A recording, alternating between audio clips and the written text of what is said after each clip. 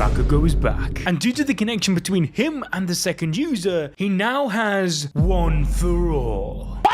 What the f? You heard me right. Bakugo's return has ushered in the end of one era and the beginning of another in the world of My Hero Academia, as it will be up to the next symbol of peace, Deku, and his best friend to stop the apprentice of the Demon King once and for all. It really does look like Edgeshot got his one moment of relevance in the entire story. This man actually went and did it. He healed our goat back to life. Because, if you don't remember, Bakugo's heart literally exploded. But that's all past us now, as he has awakened his quirk and has come to Deku's aid in his darkest moment, as All Might is finally at death's door. The prophecy of Night Eye from chapter 130 is manifesting into reality. Several people around the world are watching the battle and people have given up. The fear and loss of hope has destroyed any inkling of belief in the heroes. Basically, they'd rather be All For One's simp than die, perfectly encapsulating the juxtaposition of heroes and their place in society after the Paranormal Liberation War. Like, just look at these guys. They've returned back to their normal day-to-day life, wanting to bake pies, watch the news as if it's some sort of anime. The kid's reaction of wanting All Might to live is as though he's not even a real human being, but rather just a character on the screen. This feeling of dissociation and care for the heroes in their current situation highlights Shigaraki's ideology, where the world is living in delusion because heroes are always there to protect them from this dark reality. In his final moments, All Might reflects on his childhood, saying that it was very normal despite not having a quirk. He says it's not something he can call a proper origin, but he always looks back on it and realizes that the path he chose was very important. I mean, no sh**. You became the symbol of peace, the beacon of light for hero society. But I suppose those days are long gone, as Deku is freaking out whilst All For One holds All Might by his arms. He doesn't know what to do. His thoughts are completely clouded by anxiety and fear. All Might's childhood friend Tsukuichi begins to pray for anyone to save All Might, and his call is delivered as Bakugo makes his way back to the battlefield. Let's go!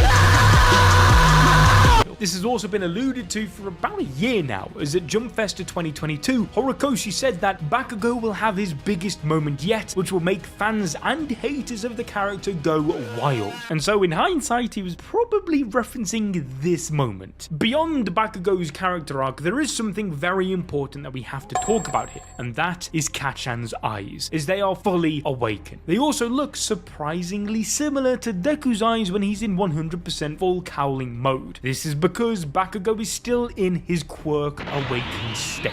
Remember, Bakugo had gained a power rivaling One For All, as he was able to outspeed Shigaraki using his quirk. This is Shigaraki, the guy who was stated to be on equal footing to Prime All Might. His new power is an evolution of Explosion, which creates tiny little spheres of sweat around his entire body. This power is further demonstrated in chapter 404, and you'll see that it's very similar to, you guessed it, Deku's full cowling. Seriously, at this point, if I was All For One, I'd just give up. Like, imagine everything is finally going your way. The one guy you didn't want to show back up then comes back from the dead and makes his way to the battlefield to stop you? I am having a very bad day! Very significant reason as to why Bakugo is so in tune with Izuku here, and that is the link between the two. It's a connection between them that far exceeds just their powers, as it relates back to One For All. This is because Bakugo is in fact the second user of One For All. Nah, I'm just messing with you. But Bakugo and the second user are definitely connected, with Bakugo being his descendant. First of all, during their fight, Shigaraki All For One even states that he was scared of Bakugo as he reminded him of the second user. Both Bakugo and the second have many similarities, but the most significant one is their personality. Remember, this war has been occurring for over 150 years. The second user was the leader of the resistance against him and helped create the term vigilante, which eventually created the Hero Society. The second user planned to kill Yuichi due to his connection to the Demon King, but had a change of heart and chose to rescue him from imprisonment instead.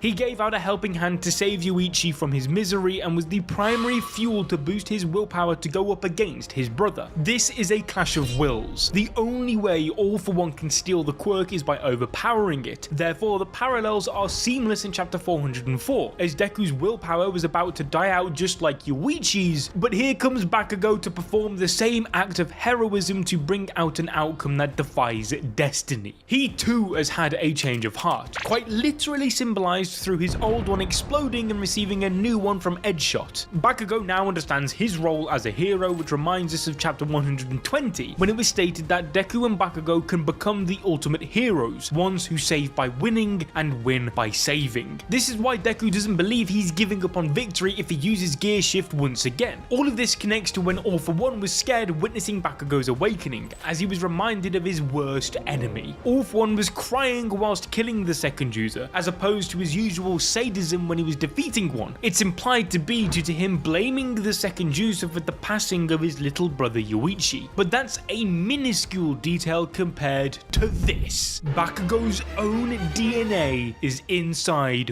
One For All. I'm confused right now, G. It's been established that One For All, it's not your average quirk. As we learn that since One For All and All For One are connected, it retains the DNA and quirk factors of all the people who held the power, creating the Vestige world. In other words, the powers of each of the previous users have merged with the core of One For All, and the vestiges are made up of their DNA, referring to the collective physical and genetical traits that compose a person's quirk. Most people forget that Bakugo temporarily became the 10th user of One For All in the Heroes Rising movie, which has been confirmed to be canon, as Shigaraki mentioned the movie's main villain 9 in the anime, and we've also seen a ton of movie characters in the final arc, which makes every movie 100% canon to the official story. Now, if you enjoyed this video, you'll probably like this one on your screen as well. In fact, if you do, go ahead and give it a like.